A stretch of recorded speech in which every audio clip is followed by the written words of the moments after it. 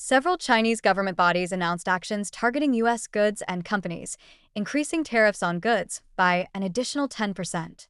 China's measures are set to take effect on February 10th.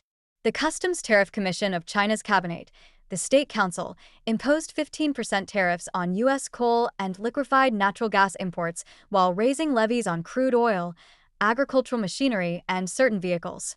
China's Commerce Ministry added several metals to an export control list, effectively restricting U.S. access to key minerals used to make semiconductors, missile systems, and solar cells. China's antitrust regulator also opened a probe into Google, a high-profile symbol of U.S. technological dominance, for possible antitrust violations while adding PVH, the parent company of Tommy Hilfiger and Calvin Klein, to a list of unreliable entities, which could be used to restrict or ban firms from trading with or investing in China. The measures from Beijing were largely symbolic, apparently designed to send a dual message to the new administration in Washington. Beijing is willing to risk a wider trade fight with the U.S., but is also positioning itself for talks to calm tensions. China has the capacity to retaliate hard and fast, but seems intent on demonstrating strength while avoiding unnecessary escalation to keep its options open.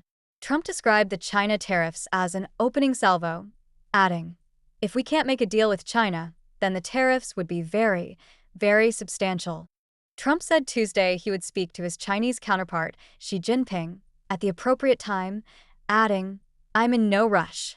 Asian stock markets largely finished the day higher, recovering from earlier in the trading session when China unveiled its retaliatory measures. Hong Kong's Hang Seng Index, which includes many of China's biggest companies, rose 2.8%. 7 years ago, Trump announced tariffs on solar panels and washing machines in January 2018.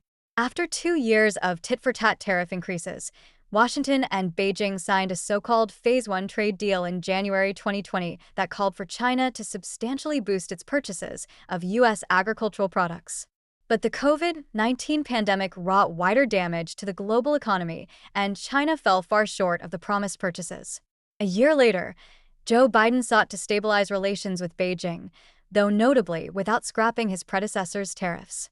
Trump pledged across-the-board tariffs of 60%.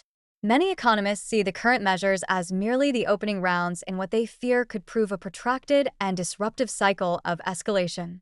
Similarly, they said that China's retaliatory measures, while high on symbolism, were low on actual dollar impact.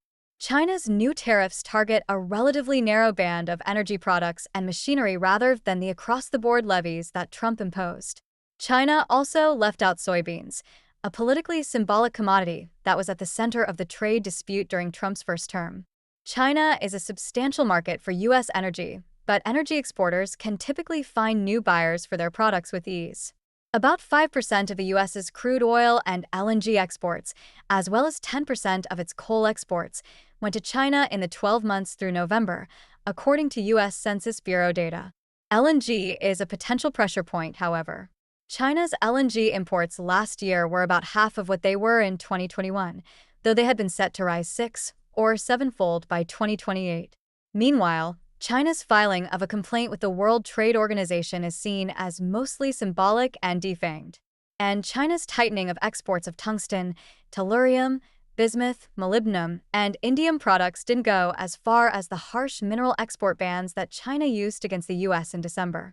Some of the mineral controls appear to pose little direct threat to U.S. industry. The U.S. is a major producer of molybdenum and imports negligible amounts from China. In other ways, U.S. industry has been preparing for such a move by China. Last year, the U.S. government put 25% tariffs on 2 of the targeted minerals, indium and tungsten, which encouraged U.S. importers to find alternative suppliers. And while Beijing took aim at high-profile U.S. companies, including Google and PVH, those moves too were less than meets the eye. Google has only a minimal presence in China. Its search engine and consumer internet services have been largely unavailable in the country since 2010. PVH and Illumina, a San Diego-based gene sequencing company, were blacklisted for what the authorities said were discriminatory practices, accusing them of posing threats to China's national security. PVH, which derived about 6% of its revenue and 16% of its income before interest and taxes from China in 2023, had been under investigation since September, when China said it was looking into allegations that the U.S. apparel firm boycotted cotton products from China's northwestern region of Xinjiang. Illumina, which makes gene sequencing instruments used for biomedical research, has struggled in China amid intensifying competition.